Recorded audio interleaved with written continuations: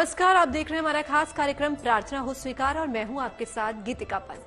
प्रार्थना हो स्वीकार में हमारा आज का टॉपिक थोड़ा हटके है, लेकिन वो हम सबसे जुड़ा है, हर घर से जुड़ा है और वो हमारे बीच है, हमारे बच्चे। ज्योतिष शास्त्र कहता है कि हमारे जीवन में होने वाली सभी घटनाओं का कारण नवग्रह होते हैं। बात चाहे खुशियों की हो या फिर दुख की, अच्छी हो या फिर बुरी, इन सभी के कारण ग्रह ही होते हैं और यही ग्रह हमारी संतान की उन्नति और पतन का कारण भी बनते हैं। आज हम बात करेंगे कि बच्चों के अंदर कैसे विकसित किए जाएं संस्कार, क्या करें जब बच्चा गलत संगति में पड़ जाए और कैसे बच्चे के अंदर घर कर गई गलत आदतों से छुटकारा दिया जाए। देखिए,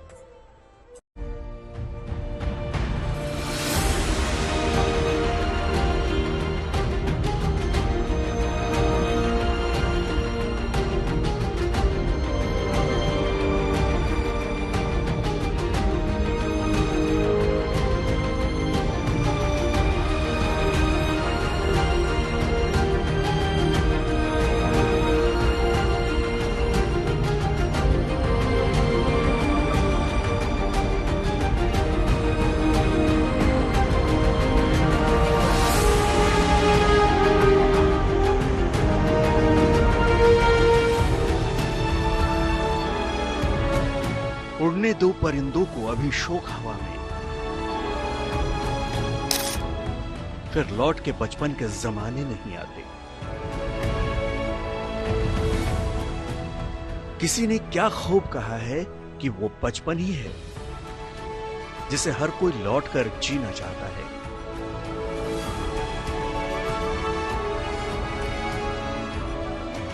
हम सभी की जिंदगी की सबसे खूबसूरत किताब है बचपन, जिसका हर पन्ना मासूमियत, शरारत और किसी चीज को पाने की जिद से भरा होता है।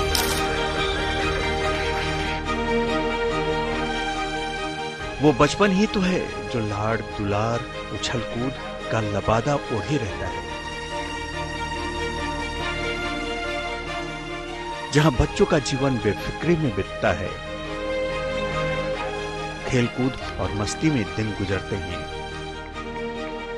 और रातें होती हैं तनाव मुक्त। हम सभी जानते हैं कि बच्चे भगवान का रूप होते हैं। ये वाकई तन के कच्चे लेकिन मन के सच्चे होते हैं। लेकिन कभी कभी उसी सच्चे मन को घेर लेती हैं बुराइयां, ऐसी गलत आदतें जो सही राह पर चलते बच्चों के मासूम दिल में प्रवेश कर जाती हैं और हमारी नादान संतान के जिंदगी में घर बनाने लगती हैं बुराइयां। ज्योतिष विज्ञान कहता है कि बच्चों के भटकाव के पीछे जिम्मेदार होते हैं ग्रह, जो कभी शुभ फल देते हैं तो कभी इन ग्रहों का असर नकारात्मक होता है। चलिए जानते हैं कि वो कौन से ग्रह हैं जो बच्चों की जिंदगी में उलझन पैदा करते हैं।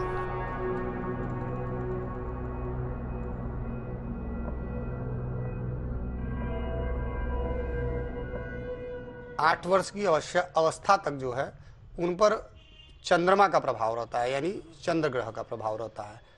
उसके पश्चात जो है बहुत विशेष परिस्थितियों में 12 वर्ष तक भी रहता है, लेकिन 8 वर्ष तक ज़्यादा प्रभाव चंद्रमा का ही रहता है, वो सभी बच्चों के ऊपर जो जन्म से लेकर 8 वर्ष की आयु तक।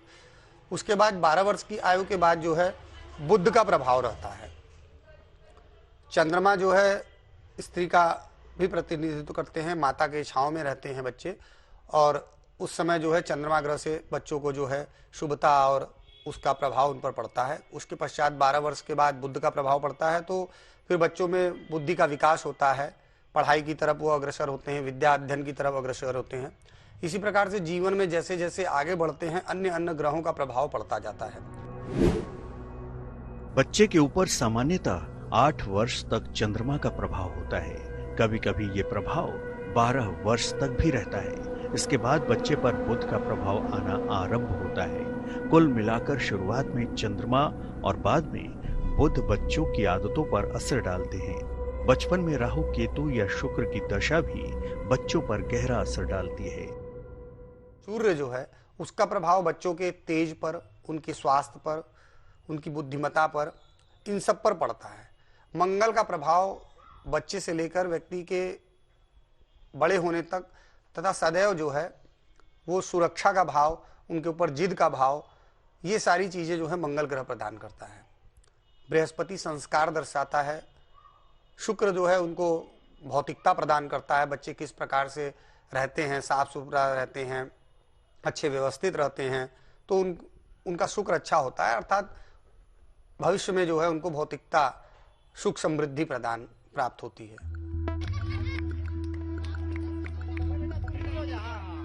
हम सभी चाहते हैं कि हमारी संतान संस्कारी हो। बचपन से ही औलाद को नैतिकता का पाठ पढ़ाते हैं, सत्य की राह पर चलने और हमेशा सही बोलने की सीख देते हैं। लेकिन फिर ऐसा क्या हो जाता है कि कभी कभी हमारे बच्चे झूठ बोलने लग जाते हैं। तो इसका कारण भी ग्रहों की प्रतिकूल चाल को बताया गया है। देखिए, बहुत से माता पिता की ये शिकायत होती है कि उनका बच्चा जो है बहुत ज़्यादा झूठ बोलता है।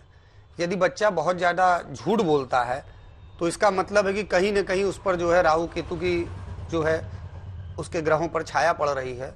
तो ऐसे में बच्चे को जो है ओम नमः शिवाय का जाप करने के बारे में बताना चाहिए। वह बच्चा चाहे कितना भी छोटा हो, उसको बोलें, प्रेम से उससे कहें कि बेटा ओम नमः शिवाय बोलो, ओम नमः शिवाय का जाप करवाना चाहिए। ओम नमः शिवाय का जाप करने से राहु केतु का जो है दुष्प्रभाव वो बच्चों पर समाप्त हो जाता है और बच्चे जो है धीरे धीरे सत्य बोलने लगते हैं और माता पिता की आज्ञा का पालन करने लगते हैं और उन पर माता सरस्वती की कृपा होने लगती है। अगर बच्चा झूठ बोलता हो, दूसरे भाव के दूषित होने पर बच्चा झूठ बोलने लगता है। इस भाव में शनि राहु का संबंध हो तो बच्चे को झूठ बोलने की आदत हो जाती है। बुध दूषित हो तो बच्चा झूठ बोलकर दूसरों को बेवकूफ बनाता है। जब बच्चा बीमार होता है तो हम उसे डॉक्टर के पास ले जाते हैं, उसका इलाज करवाते हैं।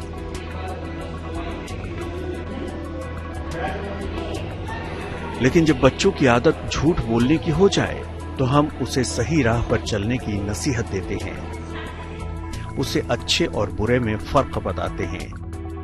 अगर फिर भी उसकी आदत न सुधरे तो कुछ ज्योतिषीय उपाय करते हैं। चलिए जानते हैं कि वो कौन से उपाय हैं जिससे बच्चों की झूठ बोलने की आदत छुड़वाई जा सकती है। बच्चे को प्रातः तुलसी दल ग्रहण करवाएं, बच्चे को गायत्री मंत्र बोलने का अभ्यास करवाएं, बच्चे के गले में चांदी का स्वास्तिक धारण करवाएं, बच्चे को तीखी चीजें न खिलाएं। तो आप भी इन उपायों को अपनाकर अपने संतान के उज्जवल भविष्य की कामना कर सकते हैं। आगे हम आपको बताएंगे, अगर आपकी संतान गलत संगति में पड़ गई है तो इस समस्या का कैसे समाधान करें। आप देखते रहिए प्रार्थना हो स्वीकार। माता पिता के बाद संतान के जो सबसे करीब होता है वो उनका मित्र या सहेली होती है। अगर आपकी संतान की संगत अच्छी है तो वो गलत राह से भी बाहर निकल आएगी, लेकिन अगर उसका साथ कुमति वाली बुद्धि में हुआ है तो उसके अंदर भी कुविचारों का जन्म हो सकता है। तो चलिए जानते हैं कि कैसे ज्योतिष के नजरिए से इस संकट से पीछा छुड़ाया जाए।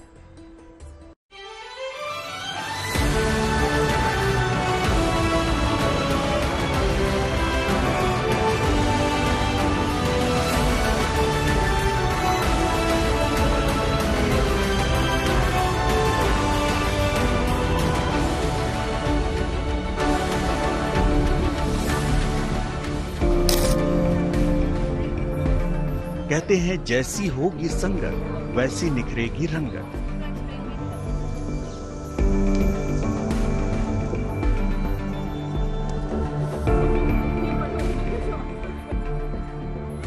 यकीन मानिए, आपकी सारी समस्याओं का हल आपकी संतान की संगत में छिपा है।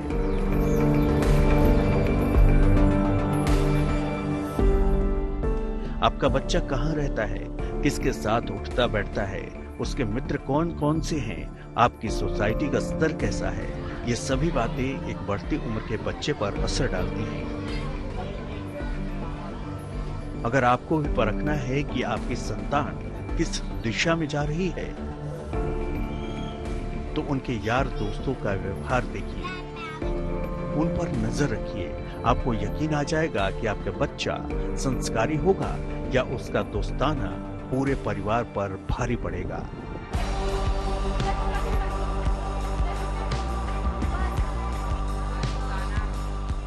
कहते हैं कि कौन किससे कब मिलेगा, ये तो नियति तय करती है, लेकिन मित्र और सहेली तो हम सोच समझकर बना ही सकते हैं। कई बार बच्चों को इस बात का भान नहीं होता और वो जाने अनजाने में गलत संगति में पड़ जाते हैं।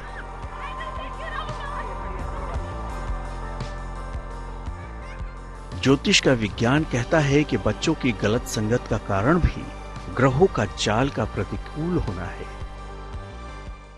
देखिए, अगर बच्चा गलत संगत में पड़ जा रहा है, गलत कार्यों में लिप्त हो जा रहा है, तो कहीं ना कहीं जो है क्रूर ग्रहों का प्रभाव उन पर पड़ रहा है। ऐसे में हनुमान जी की जो है उपासना करनी चाहिए बच्चों को। अगर बच्चा पढ़ सकता है, थोड़ा बड़ा हो गया है, तो उसे हनुमान चालीसा का पाठ करवाएं। अगर बहुत छोटा बच्चा है, पढ़ नहीं सकता है, तो उसे हनुमान मंदिर में ले जाएं, दर्शन कराएं, हनुमान जी का टीका लगाएं, है ना। तो इससे क्या होगा कि बच्चे जो है बुरी संगतों से दूर हो जाएंगे और व्यवस्थित जीवन जीने लगेंगे। चंद्रमा की खराब स्थिति के कारण गलत आकर्षण की संभावना बन जाती है। शुक्र दूषित हो तो बच्चा गलत आकर्षण में पड़ जाता है। गुरु चांडाल योग में भी बच्चे के गलत आकर्षण में पड़ने के योग होते हैं। कहते हैं बचपन कुम्हार की कच्ची मिट्टी की तरह होता है, जिसे जैसा आकार दोगे वो वैसा ही बन जाता है। लेकिन आज भी एक सच्चाई है, आप बच्चों को बनाना तो संस्कारी चाहते हैं, लेकिन हमें अपने आसपास के माहौल पर भी नजर रखनी होगी, क्योंकि आज का माहौल ही बच्चों को समय से पहले ही बड़ा कर दे रहा है। चलिए जानते हैं कि ज्योतिष में वो कौन से उपाय हैं जिनसे आपकी औलाद सभ्य बनेगी। बच्चे को सुगंध और आभूषणों के प्रयोग से बचाएं। हीरा बिल्कुल धारण न करवाएं। बच्चे को प्रातः और शाम हनुमान चालीसा का पाठ करवाएं। बच्चे के स्नान के जल में जरा सा हल्दी मिलाएं। बच्चे के हाथ से शुक्रवार को सफेद फूल भगवान को अर्पित करवाएं। बच्चों का मन तो 24 कैरेट सोने की तरह होता है, एकदम खरा। बच्चे बड़े ही चंचल होते हैं और जिस भी आकर्षित चीज को देखते हैं इसे किसी भी कीमत पर पाना भी चाहते हैं। वो ये नहीं देखते कि वो चीज उनके लिए सही है या गलत, वो तो बस उसे हर हाल में पाना चाहते हैं, चाहे इसके लिए उन्हें उसे चुराना ही क्यों ना पड़े। ज्योतिष शास्त्र कहता है कि उसके लिए भी ग्रहों की बाधा जिम्मेदार है। अगर बच्चा चोरी करता हो तो राहु का ज्यादा प्रभाव बच्चे के अंदर चोरी की आदत पैदा कर देता है। लग्नेश या चंद्रमा का दूषित होना भी चोरी करवाता है। कुंडली में पृथ्वी तत्व गड़बड़ हो तो भी ये आदत पैदा होती है। हर बुराई को अच्छाई से मिटाया जा सकता है। अगर आप भी चाहते हैं कि आपकी औलाद इस अपयश के योग से बाहर निकले, यकीनन सभी चाहेंगे भी, तो कुछ उपायों को अपनाकर अपनी संतान को सही राह पर लाया जा सकता है और शर्मिंदगी उठाने से बचा जा सकता है। उनके संपूर्ण विकास के लिए आप सभी लोग ये बात अच्छे से नोट कर ले, चाहे वो स्त्री हो या पुरुष हो, अर्थात लड़की हो या लड़का हो, सभी को जो है सूर्य को जल निश्चित ही देना चाहिए और सूर्य नमस्कार निश्चित ही करना चाहिए। अगर ये ही सिर्फ व्यक्ति करता है, चूंकि सारे ग्रहों के राजा सूर्य होते हैं, तो उनसे सभी ग्रह जो है सही रहेंगे और बच्चे का संपूर्ण विकास होगा। बच्चे को फास्ट फूड खाने से बचाएं। बच्चे को गाढ़े रंग कम से कम पहनाएं। बच्चे से सुबह सूर्य को जल अर्पित करवाएं। बच्चे को चंदन का टुकड़ा नीले धागे में गले में पहनाएं।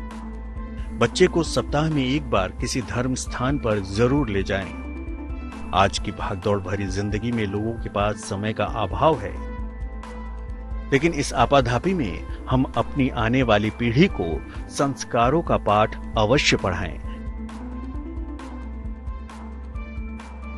नहीं तो धन तो हम कमा लेंगे, लेकिन चरित्र रूपी धन का आवरण संतान के माथे से हट जाएगा। आगे हम आपको बताएंगे कि बच्चों की सुरक्षा में किन बातों का रखें ध्यान। और कौन से ग्रह बच्चों की सुरक्षा में बनते हैं बाधा। हर कोई चाहता है कि उसकी औलाद संस्कारी हो, होना भी चाहिए, लेकिन संस्कार के साथ साथ संतान की सुरक्षा भी सबसे अहम है। अगर सुरक्षित होगा तन, तभी उन्नत होगा मन। चलिए जानते हैं कि औलाद की सुरक्षा को लेकर क्या कहता है ज्योतिष शास्त्र।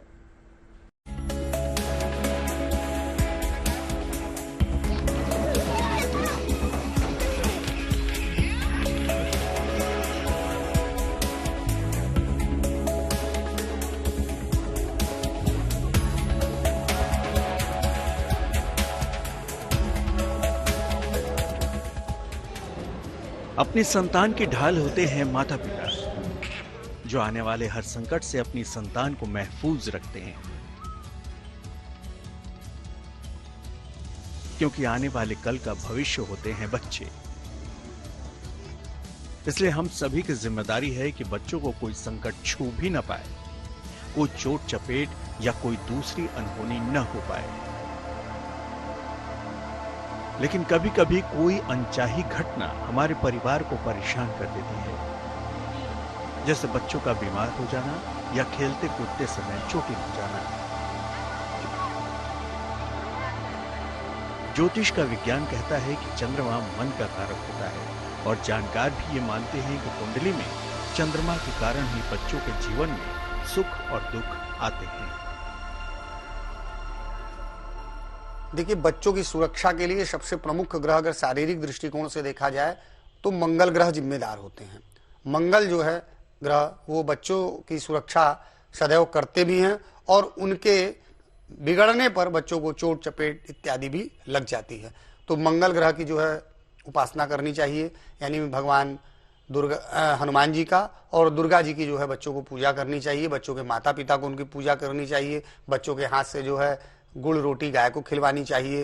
ये अच्छे संस्कार देना चाहिए। इससे बच्चों को जो है कभी भी असुरक्षा का भाव नहीं होगा और मंगल देव की कृपा उन पर बनी रहेगी। बच्चों की सुरक्षा के लिए कौन से ग्रह जिम्मेदार होते हैं?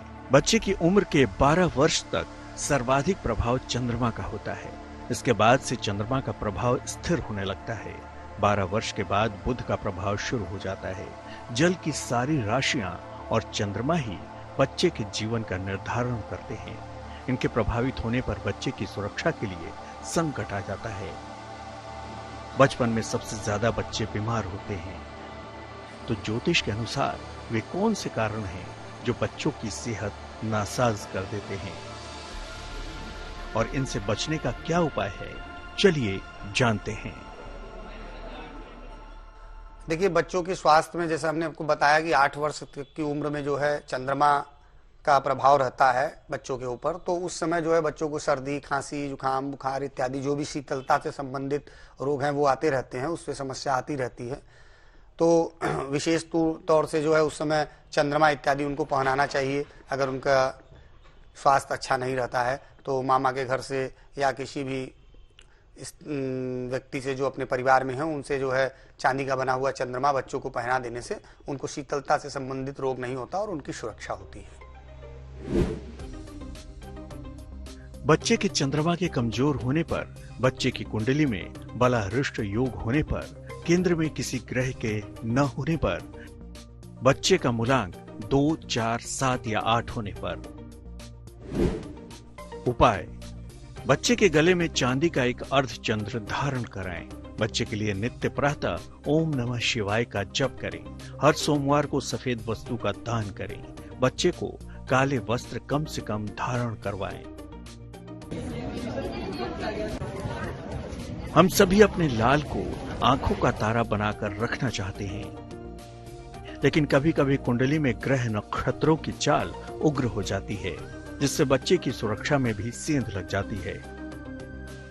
आखिर वे कौन से कारण हैं जिनके कारण बच्चा हम सबके साथ होते हुए भी खुद को असुरक्षित महसूस करता है, और इस समस्या से बचने का क्या समाधान है? चलिए वो भी जानते हैं। देखिए, बच्चे के व्यक्तित्व के विकास के लिए हम लोग अन्य सभी ग्रहों को बारीकी से देखते हैं, लेकिन विशेष रूप से जैसे मैंने पूर्व में बताया कि सूर्य ग्रह की जरूर उपासना करनी चाहिए, बुध की उपासना करनी चाहिए, और उसके साथ ही साथ जो है उन्हें भगवान शंकर का जो है वो विशेष पूजा करनी चाहिए, माता दुर्गा की पूजा करनी चाहिए और बच्चों को जो है माता सरस्वती की वंदना निश्चित ही करना चाहिए। इससे जो है उनका संपूर्ण विकास होगा।